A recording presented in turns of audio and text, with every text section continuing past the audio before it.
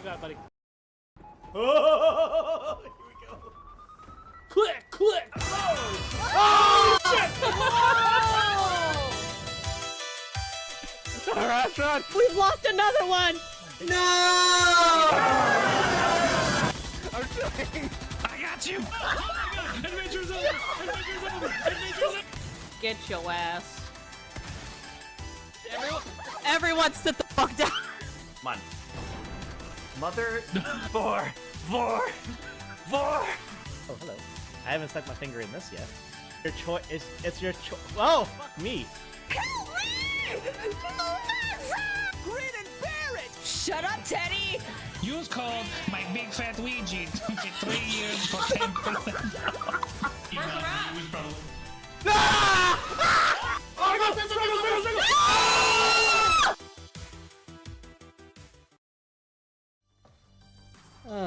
Good evening, everyone. Welcome to the Daring Player Squad. My name is James, and welcome back to, well, actually, this is not a welcome back. We've never done this before. Colson's technically done it once, but I've never done it before. Welcome to James Works on his tabletop campaign. I need to add more power to the green screen thing. That is not enough power. It is not. How far before I start graying myself out? Alright, good enough. Yeah. Also,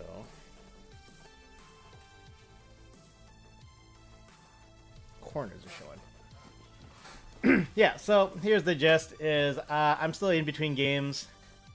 Past couple weeks has been kind of funny. I've been playing Pathfinder Kingmaker, which is the CRPG version of the game system that I play, that I know really, really well.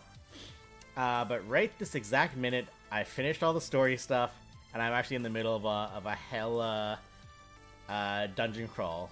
So I just don't think that's going to be as fun to watch. So I don't mind me picking at my teeth. That's silly and gross. The thing with that, yeah, so I don't think that's going to be fun. But what I do need to do, though, is I do need to work on the next session, because technically I have a bit of a break right now. One of the other guys, Morgan, lovely man, he comes into he hangs out in our Discord, and he comes on stream every now and then. He is actually attempting his first time in the GM chair running a feng shui game, which is great, and he's doing really, really well. It's been pretty fun. We're doing some silly things with that. So we've kind of put a bit of a pause on my campaign so he can give running the games a shot. It's been, like I said, it's been going pretty well, and we're all pretty proud of him. he's doing pretty good. But eventually, at some point, probably next month, I will need to get back to my campaign. So we gotta get to it. Yeah, so this is the third campaign that I've ever run for people. I've been using the same kind of location map, that world that I created. So I'm not going strictly full Pathfinder. I'm borrowing the rule set to do my own thing, and it's been pretty good. Anyways, so what we see here is the map that I drew up for the campaign. This was where we kind of laughed when I mentioned that I drew a map, at which point Ralph, one of the other guys, was like, "Okay, you are ready, so you should run the next campaign." It's like, okay. Yeah, so I've just got to get some things going. The fun of this, so right now, I'm about to throw the PCs into the big encounter that'll more or less set up the rest of that campaign. It was a very typical, episode 1, learn how to kill rabbits. Episode 700, fight God. So we need to introduce God. But we'll get there. We'll get there when we get there. So what I should really do is I should work on that one. But that is a lot of work with a lot of backstory, and that's a lot to ask of anyone. So what we're going to do instead is we're going to work on the episode after that, which will be chapter 6. That is bright. Can I make you dark mode also? Is there a way to make this dark mode? I would love for this to be dark mode.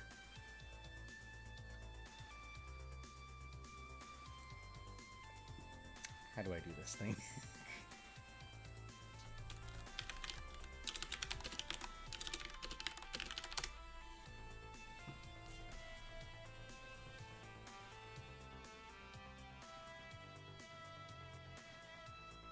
Okay, so the docs is just going to be this color, and that's unfortunate. So we'll just have to deal with this bleached out. Oh god, that destroyed my face.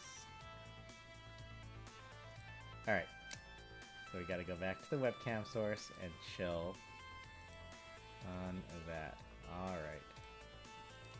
You win this round. And we'll just zoom that in a little bit. Okay. Other than that, only thing worth mentioning is I'm wearing some hilarious tech right now. I am 4 hours into a 24-hour blood pressure monitoring. So I got a cute little device slung over my shoulder, and I've got a blood pressure thingy on my arm. So every time on the half hour, that thing's gonna pop off, and it's gonna squeeze me, and I'll probably make a noise, but that's okay. Also ready on tabs is good old D20PFSRD, the literal supply of all things Pathfinder on the internet. Thank you to the open gaming license that Paizo, the creators of Pathfinder, are very supportive of, so it's been helpful. Although, because it has literally every published thing in existence, the players are always finding fun new spells or abilities or builds that someone at some point came up with. I keep checking, hey, can we do this? Oh, yeah, okay, sure. So that's funny. Anyway, so this is the story of this world so far. I've got a few other plans in mind, so I'm not gonna say too much. Okay, so. This was... Oh my god, do I have a cleaner version of that map? I don't. That's embarrassing. I should make a better version of this. So 1,000 years ago, I drew this. And it's hilarious. So the setting was... The setting of this world was essentially... Korean War meets Peloponnesian War. That was the inspiration. So we've got a northern cultural faction, we've got a southern cultural faction, and what happened was the story takes place in a sort of an after-war period, like a generation after whatever war happened between the two of them, and we have this neutral area in the middle, and that's where most of the adventures from the previous campaign took place. While we were talking about what kind of stuff we wanted to do with this campaign, Arash, who is one of the players, was just really interested in the idea of doing like sailing, being a sailor, being a like a swashbuckler. So I'm like, okay, we want to do a sea story. Okay, so I carried on from the coast of that previous area, and I made a bunch of archipelagos. None of it's particularly clever. Took the general look and shapes of actual places and just Latinized or Hellenized them. So their particular story was they were press ganged into the navy of the northern faction. So they'd been mostly running out of this port city, Pulchera, and they've just been doing a lot of just like island adventures, fighting pirates and rescuing like people from slavers and stuff like that. And this upcoming session, after the big crazy thing happens is they are going to be, and this is where there's the spoilers for those 3 who are hanging out in our Discord. They're going to be marooned on an island. So let's see what we can do. I haven't decided exactly which island yet. Maybe I'll draw on a new island somewhere in the middle here. But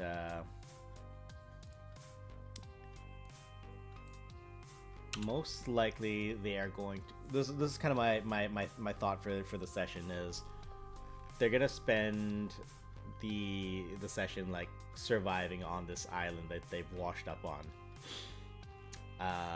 They will be by themselves. They got there because reasons, but it's gonna be kind of survive the island. Some things attack them while they're on the island. Maybe they super overcome something on the island, and then by the end of the session, they get rescued by a passing by ship or something, or maybe they encourage that rescue in some way or another. I could probably come up with a reason to imply that there was autonomy done to make that happen. It's all smoke and mirrors. So let's see. The party currently is level 3. I suspect they will probably still be at level 3 when they get here. That depends on how much experience I end up giving them in the next round. But we could maybe run on the assumption that maybe they'll be level 4, in which case we can throw bigger, scarier monsters at them. And wouldn't that be fun? So we'll see what happens there. Seeing what kind of things. Sea urchin? Why is that such a dangerous sea urchin? should they fight sea urchins? Probably not sea urchins. My first thought was I'd send a pack of wargs against them because those are scary, but not terribly difficult to deal with. Wargs. I had a CR2, so I could throw like maybe a pack of 3. That wouldn't hurt them very much. 26 HP, that's not bad, actually. They have shit for AC, but that's fine.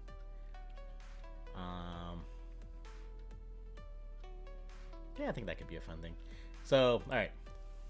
So this is how I write my stories. Let's, for example, let me see. Let me pull up. Yeah, I'll pull up episode 2. Episode 2 was fun. So episode 2 started off with them.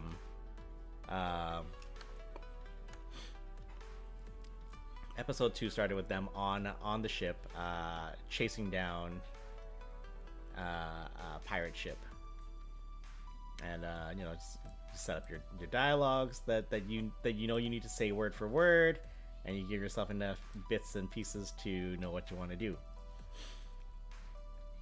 Yeah, so that's the problem. If you come up with a specific dialogue you want to say, it takes up a lot of page space. And then you have to print more pages, and that feels bad. So close Sidonia gives instructions to ready to cross. I'm gonna make myself bigger. I can afford to be bigger. Yeah. I forgot I named her Zylorgos. Zylorgos. Yeah, so they fought this pirate, and the whole joke was that this pirate captain that they were chasing was a bard named Sabina, and she was Sabina, captain of the ship the Carpentrix. It was Sabina of the Carpentrix, and no one understood the joke until like 3 weeks later when I explicitly explained it to them, and they went, "All right, I get it." Some people I told it immediately, but yeah. So they fought the pirates until they surrendered. Then they took a rest at a nearby island to rest. The world is set up to be a very like like ancient like Greek Roman kind of period. So you know the ships are all galleys. They make landfall and they beach for the night, and they camp on the on land. It's a lot of that kind of stuff. So this particular episode was so they get back. Their captain, rips a loot out of the pirate captain's hands, and it's basically just like, she stole my loot. And that was supposed to be kind of a joke. It's like, oh, so they have a history. Why? Because this pirate stole loot, stole her music instrument. What ended up happening, and I guess just lesson learned, is when that happened, everyone suddenly immediately decided that, oh wow, our ship captain is a petty woman, like literally chased down a pirate because she stole her loot. Not what I meant for it to happen, but it happened. So they bind and gag there, and they land on this other ship. So once they hit land, they set up camp, and I just implied that, okay, this island has a lot of giant animals. So I had the officers order the players to go down the beach, and yes, Sidonia, I know Horatius makes these appointments. Beach the ship, make ready, make sure our special gets secured, and then we break up the wine rations, and everyone cheers. So I basically sent them on a fetch quest to bring back a giant crab, and that's like a CR2 monster. So they go down to the beach, they find a whole bunch of giant crabs just walking around. So they jumped one and just like beat it up. Joyce almost got crunched by it. It's pretty funny. And the funny thing with this was, afterwards I was like, okay, how heavy would this thing be to bring back to the camp? And this was all set up for later stuff. So I remember looking at it, I was like, what would a giant crab weigh? And I think ended up looking up a thing that someone sorted out by like square cube law, where like every time you double a thing in size, its mass increases by eight times. So there's, okay, well, a 2 to 3 pound crab, the height of a dwarf, probably about 5 feet wide. So it's like bigger by a factor of 10. So they ruled out that it was about 2,000 pounds. And then, of course, of that weight, it's mostly shell, so it's actually only like a quarter of that is weight for meat. So like, okay, 500 pounds for a crew of a little bit under 200 people. I'm like, yeah, that's pretty reasonable. Everyone gets like 2 pounds of crab. That's pretty good.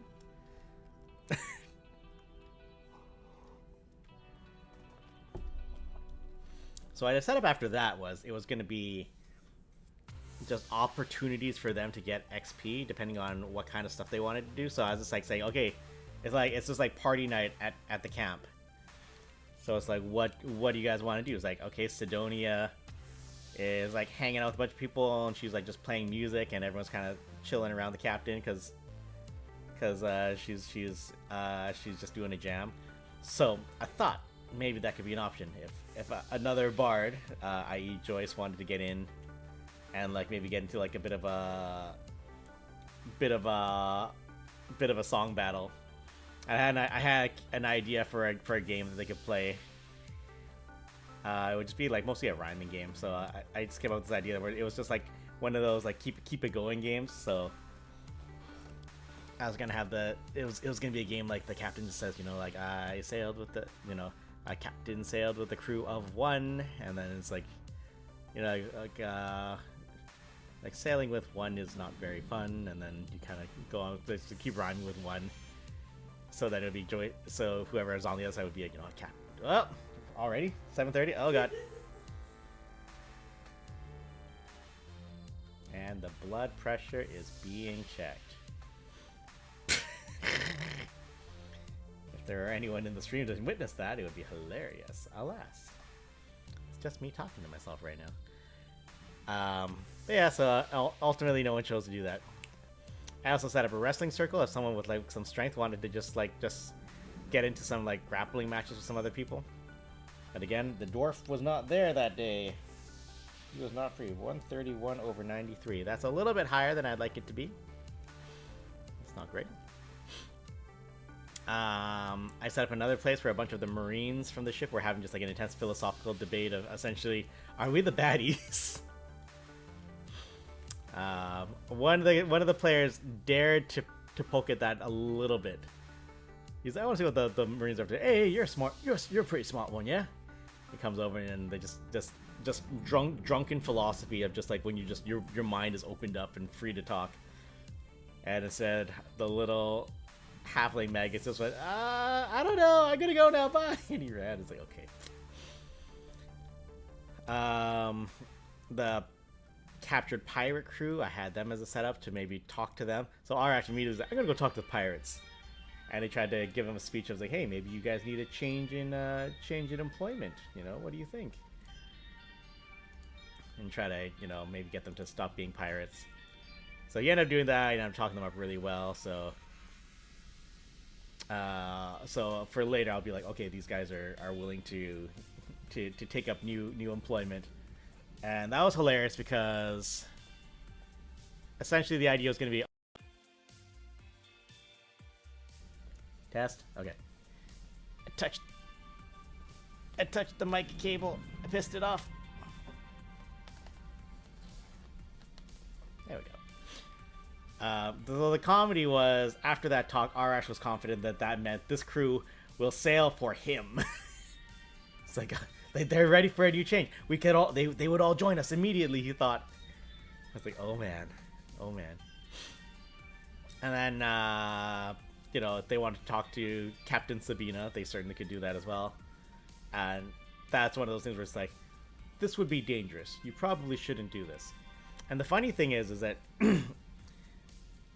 Joyce wanted to do that because during the ship battle, there was a bit where Sabina used like Fascinate, like the bard ability to just play music and everyone just gets like enthralled by what you're doing. And the comedy was that everyone failed their will roll except for the two girls.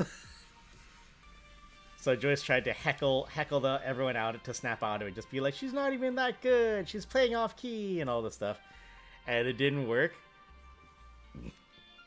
So Joyce was playing at this angle, just like, I hate this person. They're not even that good of a person. Why do they have so much of a following? And that was always the joke, is that her crew are all very loyal to her. So Joyce just has this conversation, like, what's the deal with you and the captain? And it's like, why are you doing all these things? And I don't even remember exactly what I said. I just remember that I just went into I went into that conversation with just the mindset of, this is who this person is. This is what motivates them. These are their life goals. And this is kind of their tenor of speech. And just something came out that was really clever. It was just a lot of like, you know, like, I'm a pirate, I'm free, I can live however I want. And then them just being like, yeah, well, I mean, we're free, we can do whatever we want. It's like, you literally work for the Navy, you are the least free people of all the things. Zekriox, hello. I'm gonna guess you saw the tags and thought, oh, this will be a fun place to hang out.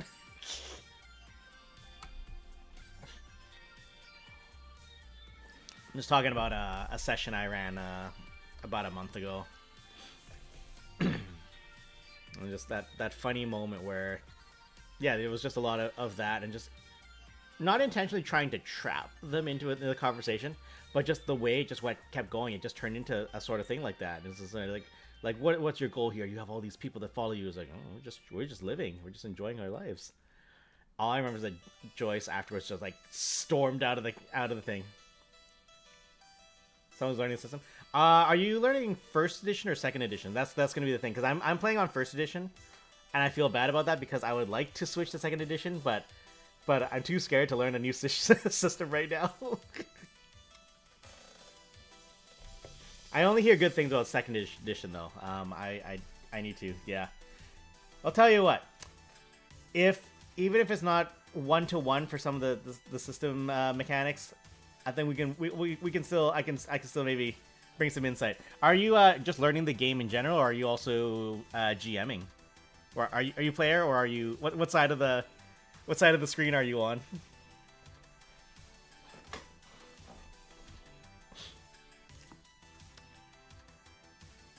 But yeah, so that ended up going on, and then the final point I had on things that the players can do at the camp, and it was just, well, a lot of the crew are disappearing off into pairs or groups further into the wild. And it's just that they like the swimmers at the Olympics, just with so many athletic bodies, daring to become a GM and drag some folks to be as players. Hell yeah! Have you GM'd before, or daring yourself to become a GM? So this is all fresh for you? Oh yeah? Oh, we're gonna have a good time then. We're gonna have fun. Actually, one of the players in this campaign. So, we had just wrapped up about first experience. Okay. You've been a player before though, or are you literally just like fresh out of the academy? But yeah, like you know, our group of players. So we just did about a year campaign of playing mostly Feng Shui, second edition. So it's like the Hong Kong action movie simulator. Not Pathfinder. I played D&D the past. Okay. Yeah, I like Pathfinder.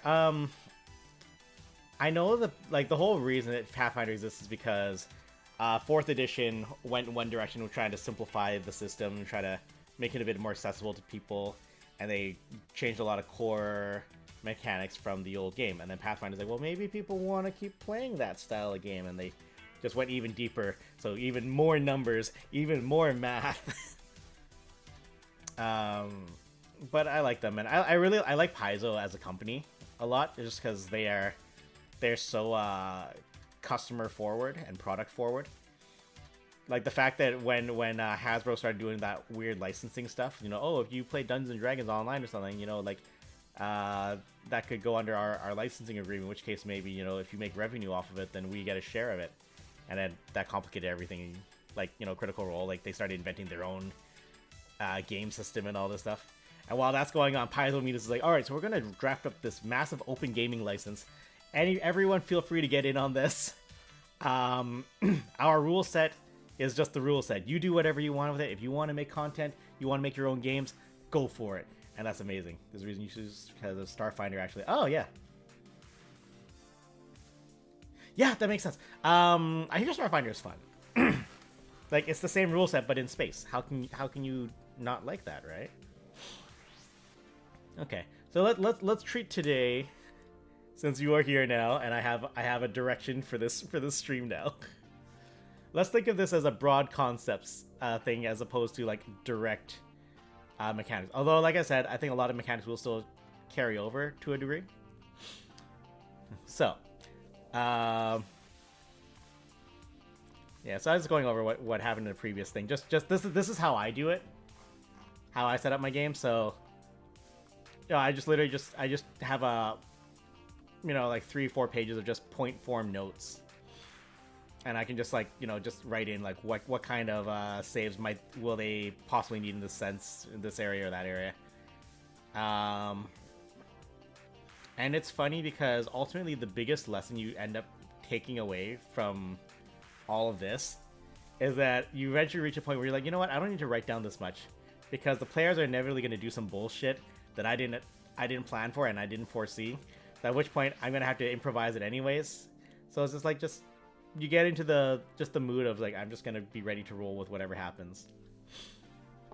And that's what ended up happening with this one. Is like, it was just supposed to be like, all right, we captured a pirate and her crew, and we just have a night to chill, and we're gonna wake up and like 20 of the crew are missing, and then they have to track them down, and ultimately they find that they got caught by giant spiders, and that's probably the funniest thing.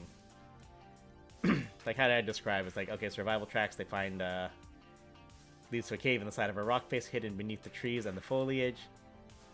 Entering the cave, light slowly dims, but of course everyone has dark vision, so it was fine. Comment, they find a bunch of tunics, so like, you know, like the crew that disappeared is like their clothes. Perception check, they find a cracked desiccated corpse of a giant crab. And I just mentioned, and bits of large torn webs, and everyone around the table just goes.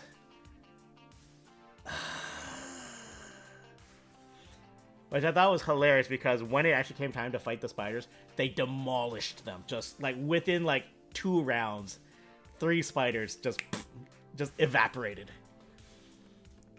But just throw spiders at people. People don't like it. Players going off the rails. But yeah, so what ended up happening was like, my guy, my player, he got it in his head that the captain that they were like treats them very well, and you know, they get paid a lot. They get a lot of danger pay. They get to keep whatever they want that they find. And she's just like, I pointed a ship. You jump on that ship and you stab everyone on that ship. Deal? All right, cool. So I'm trying to build them up to be like heroes of this ship. Like people love these players as the Marines on the ship. And then just one moment happened where they're like, so that pirate ship that we captured, it's like right there, huh? And then this dude and his level 2 ass was just like, we should steal that ship right now. At him, and he was talking to the other one, and she was like, yeah, I mean, like, we don't have that much allegiance to these people. We were press ganged into this navy. We didn't even want to be here. They literally kidnapped us. And so he's talking to the rest of the guys like, we could do this. We could become corsairs. And it's like, she will follow us to the ends of the earth. And that's okay. We'll just go far enough south that if she tries to follow us, it'll be in the other territories' waters, and there could be an international scene, so she can't follow us. No, we can do this, guys. We can do this. I'm just like, if they actually decide to try to do this, they will not make it. So thank God one of the players is like, well, my player is a coward, so he would say no. My character's a coward, so he would say no. He won't do it. So he tabled it then. It was buried and done. But I need to revisit this at some point, because he actually went to where the captured pirate captain was, and he walked into the tent and just kind of threw down a dagger. It's like, you know, just call this an IOU for later. Ultimately, she ends up not escaping because they're on a remote island somewhere, and my reasoning is that she would rather escape from the prison on the mainland as opposed to escape capture on a remote island in the middle of nowhere. That might come up later down the road. But yeah, so they fight the spiders, they destroy them. The other hilarious thing, oh yeah, with a good search, they find underneath the webbing, like that all those sailors were under, they find like 3 dead older adventurers. So, you know, chain shirt, masterwork, rapier, buckler, thieves tools. So I was like, it's a rogue. And then chainmail, warhammer, magic warhammer. Oh yeah, give them a magic warhammer. Symbol of, like, a holy symbol, restoration scrolls. Oh yeah, those would be useful. I think I literally put that on him in case someone got poisoned, so that they could use the scroll of lesser restoration to this doctor set up for the campaign. This is a session notes. Not a full campaign note. Cliff notes for, yeah. So do I have campaign notes? I do not. That's just me running off brain. Like, I think I know mostly where things are gonna go, so I just need to come up with the sessions and just kind of know what's happening. I meant to write down a things to come back to a note, which actually I might do that right now first. New Google Doc.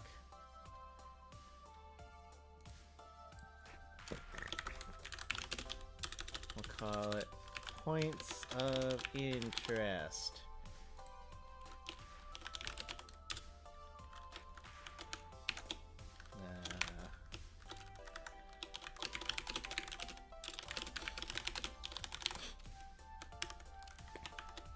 We should make that bigger font because that's just aesthetic.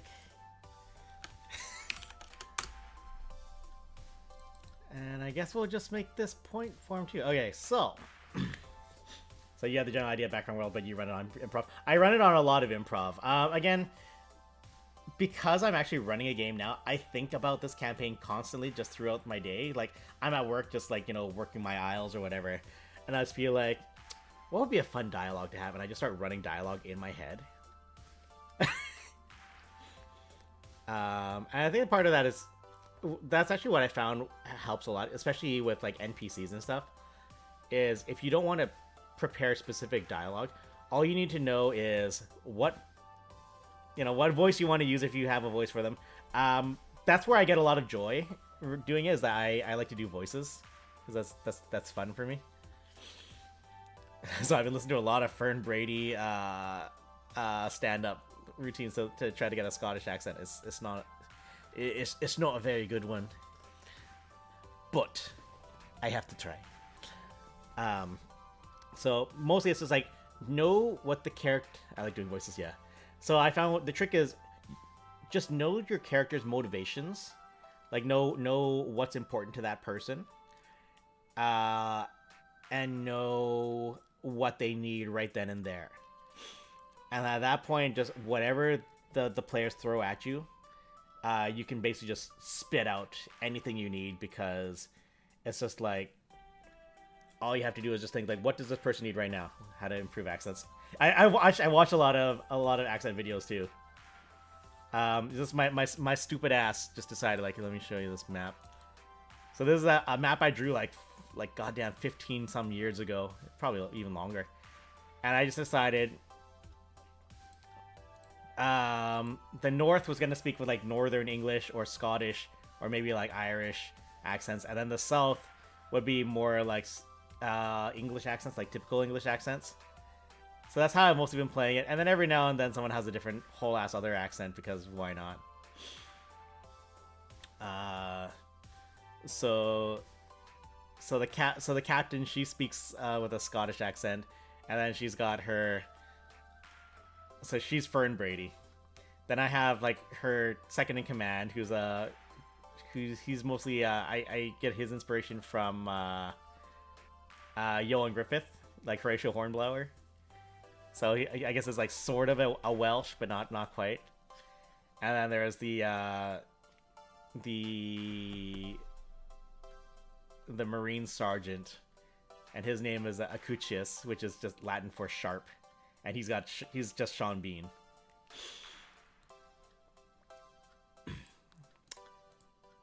But yeah, so let's see. So things that need to come back later. Okay, we got Captain Sabina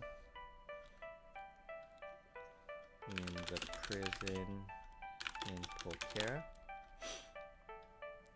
So that was the pirate captain they had to capture that session I was talking about. Her name was Captain Sabina of the ship the Carpentrix. And no one got the joke until like weeks later when I explicitly told them.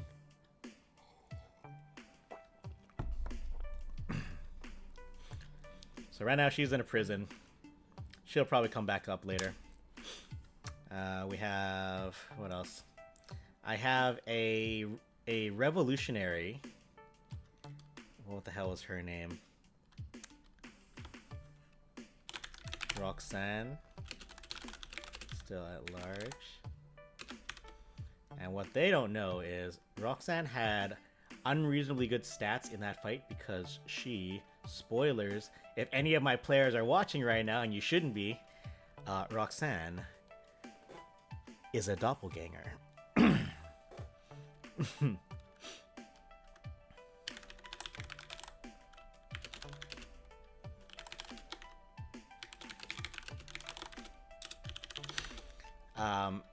So the overall concept I have for this campaign, and I try to make it short enough that you know, like I can clearly see an ending for it. So I'm trying to keep it not too like sprawling. But we'll see what happens. Because the thing is, like, if I wrap up a campaign, then someone else can play again. Because we're lucky that we have a group of 6 of us, and 3 of us have game running experience. And then again, just like I was saying, a fourth guy, he decided to take a crack at it as well, and he's doing really good. He did really good. Kind of funny, Roxanne Stone for a female dwarf. For this one, the joke was that the trio, they were musicians. They could have either been actors or they could have been musicians. depending on what they wanted to see in the city that day. I had a plans for both of them. Both of them were essentially, you catch a street performance that has a lot of like rebellious undertones to it. So one was a play about, you know, a poor family being billeted by a garrisoned army, and then being like, oh, it's so terrible that we're under this situation, and then they look out and say, oh, what's that? Is that the stars? Like, oh, when the skies are light, you know, it's time to fight, or something, you know, whatever the prophecy was. So the play would be they would kill all the soldiers in the house and just be like, this is just the beginning, though. We have more to do. But the players voted that they wanted to see the musicians more, so I wrote out a whole ass song. Actually, where is it? I think was that this one? Yeah. So the group was called the Sorores Fata, so like the Fated Sisters. A joke on Twisted Sisters, because the rest of the song was basically, we're not gonna take it. So I had to sing. And it was hilarious. And then I just had a bit of it again, like, as the tower lights the sky. So again, just that seeding that idea of there's gonna be a light in the sky. Because what happened later was the lighthouse of the city, like the light like burst like magically extra bright, and maybe I forget if I said it was green or something. It was a very large unnatural light, way too big for a lighthouse, to encourage them to investigate the lighthouse, and they almost didn't. They super almost didn't. So that was me rolling a bit of a gamble.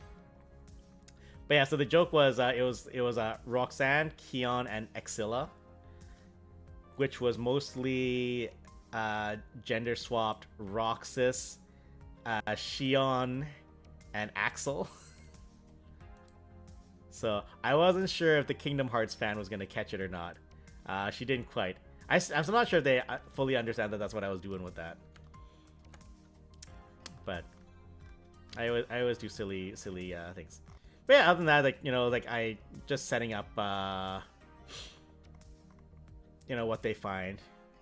Very first character was a change. Oh shit! Yeah, they can change into anyone. Adopted by an investigator, became a sidekick. The investigator died on adventure, but to keep his memory alive, he adopted the investigator's appearance on a more permanent basis. Keeps townsfolk happy and villains cautious. That's fun. And then, because then, even as a character, then you have things like, okay, mostly I live this other person's life, and that's how I get by. People respect me, or they're terrified of me, and this is how I'm gonna go. As time goes on, maybe a day happens where you're like, you know what, I want my own life. I want to do this. Or maybe someone from the past realizes, wait, you're not actually him. Maybe they sound like something slips up, right? So there's a lot of character potential with that, and that's fun. That's super fun. Keeps townsfolk happy and villains cautious. I love that. It's funny. It ended up the one guy playing a swashbuckler, he decided to spec into a I think it's like Mysterious Avenger archetype or something, where he becomes Batman. He becomes Zorro, so he has like a whip and a rapier. And the caveat of that is because you're an Avenger, you have to be good alignment of some form. So maybe that will take the edge off of his shenaniganry, because man, he is a shenaniganer. And it's cute because he actually, I forget his character's whole last name. It's like Alejandro something, and he does a Spanish accent, and he's having a lot of fun with it. So the party is it's a Asamar swashbuckler, slash Mysterious Avenger. We have a catfolk bard, and she decided that the catfolk would have Slavic accents. So she comes out and she uses this silly voice. I mean, it's kind of Jester from Critical Role, I guess. But that's really fun.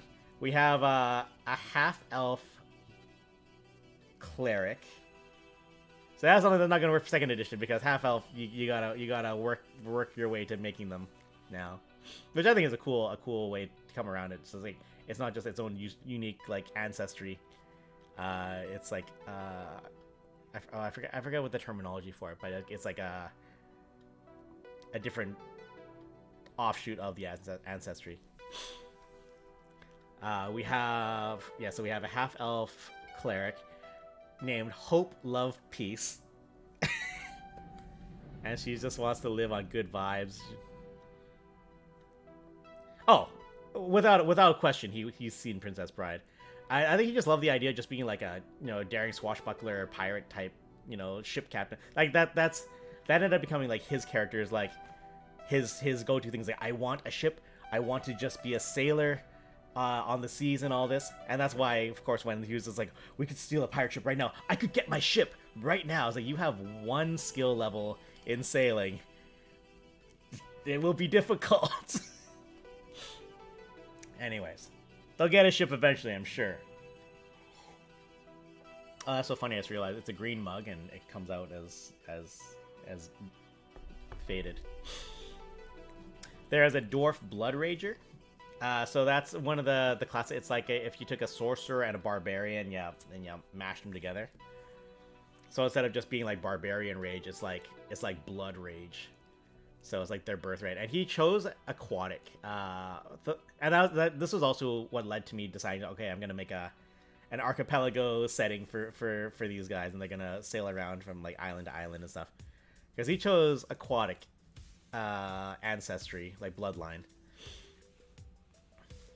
Divinity trailer was interesting at the Game Awards. That was wild. The only thing I was sad about that was that we put it on our Game Awards bingo that the weird monolith thing was going to be a new IP. Like, we thought like it could still be Larian, and then it turned out it was an old IP. Damn it! So we did not get a bingo.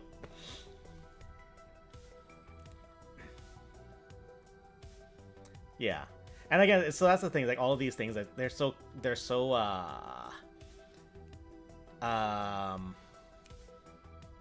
what's the word? It's a skill that only comes up in very specific instances. Situational. It's like very situational skills to dump skill points into.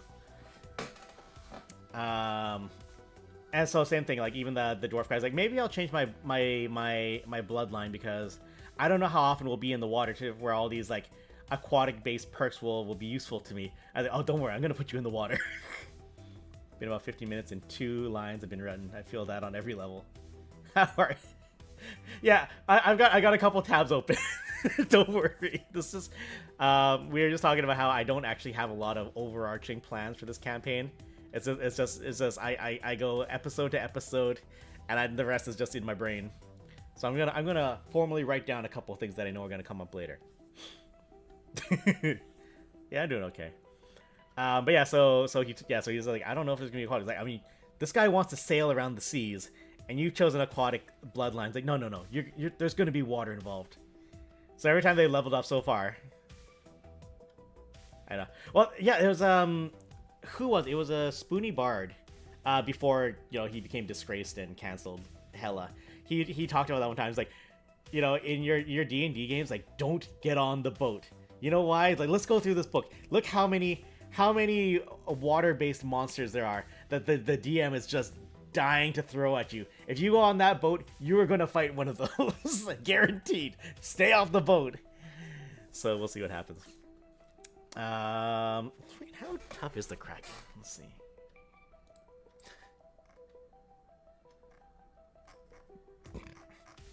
Realistically, I don't expect that they will have to ever deal with a Kraken, because I'm pretty sure Kraken will be outside of their scope.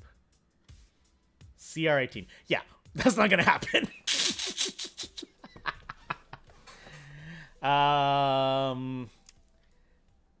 Zekrix, are you familiar with the whole CR thing? Like the challenge ratings?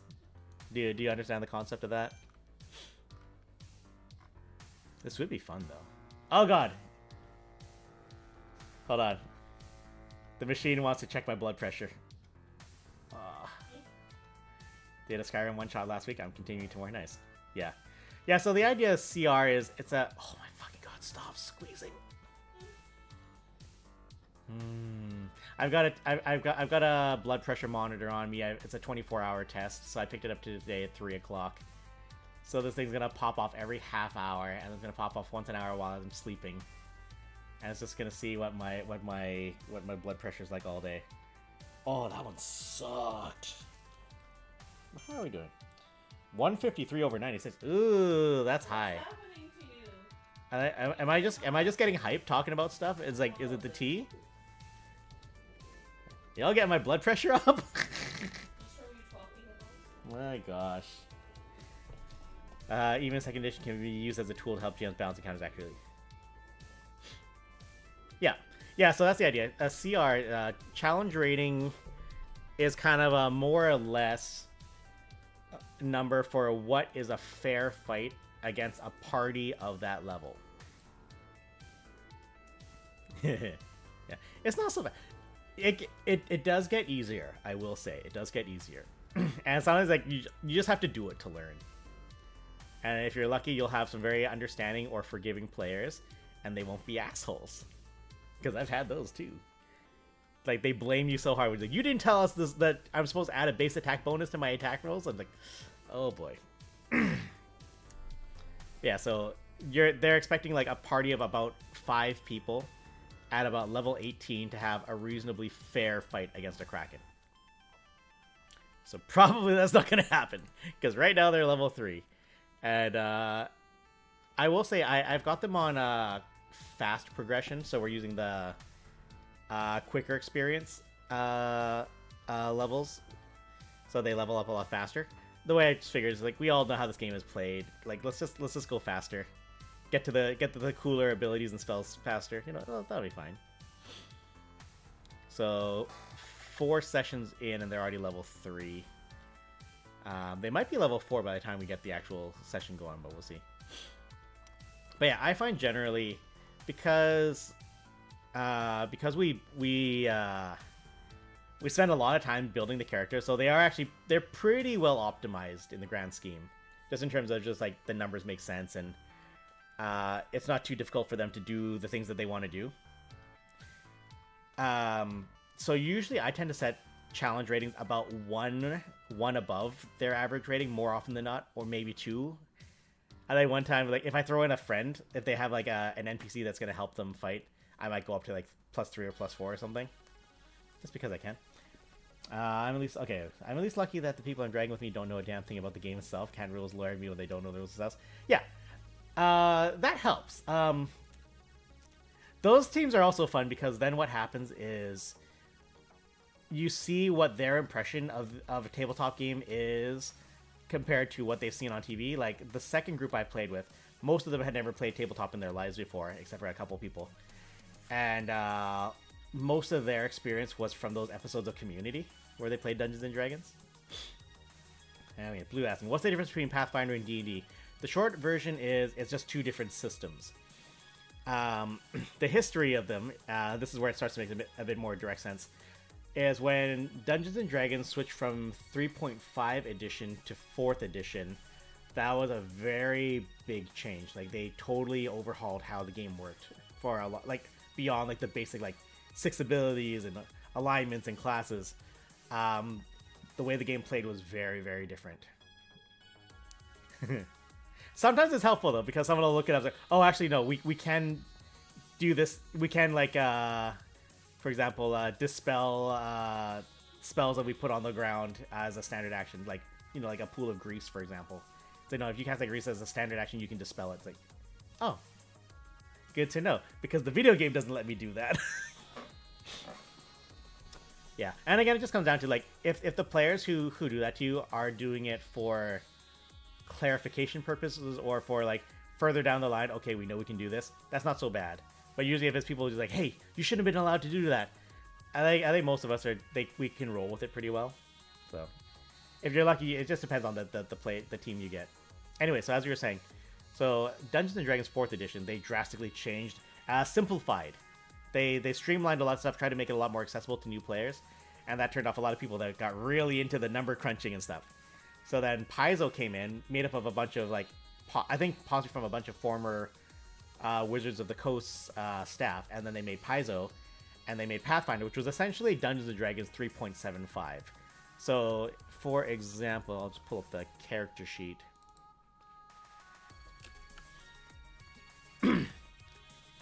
So the sheet with all the skills on the side, that is very like third edition Dungeons and Dragons. So like skills and feats. Yeah. Creating content for 3.5 was setting their own. Then Words of the Coast was changing, yeah, and we're dropping Paizo. Instead of quitting the side, let's do our own thing. Yeah, that's what it was.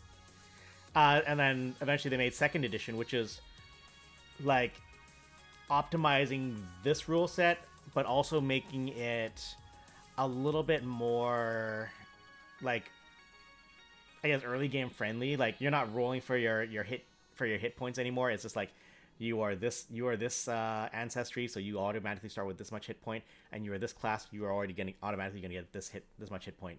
So I like the fact that at level 1 in second edition, you basically have double the hit points that you would have had in first edition.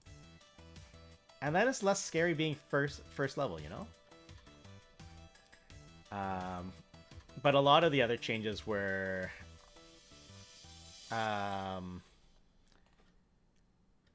like even just like terminology. Like I think I mentioned, like a lot of the language in the rulebook is much more gender neutral, which is cute. Did you like that Deadpool meme? I forget which Deadpool meme we're talking about. Is it in the thingy?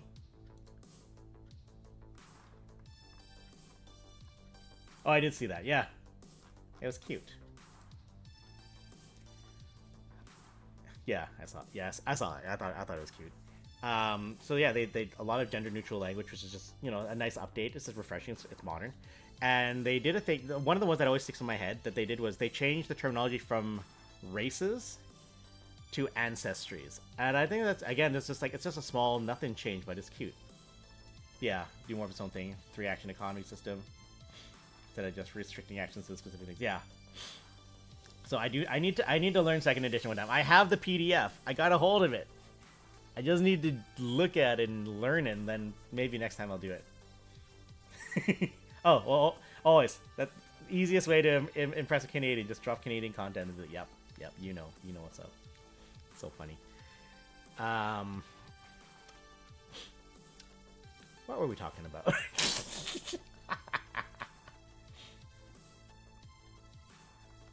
Divinity trailer, Shipmaster, Kraken. Oh yeah, challenge rating. Yeah, so I usually give him I like to give him a bit of a challenge, because the thing is that fucking dwarf, he's got like strength.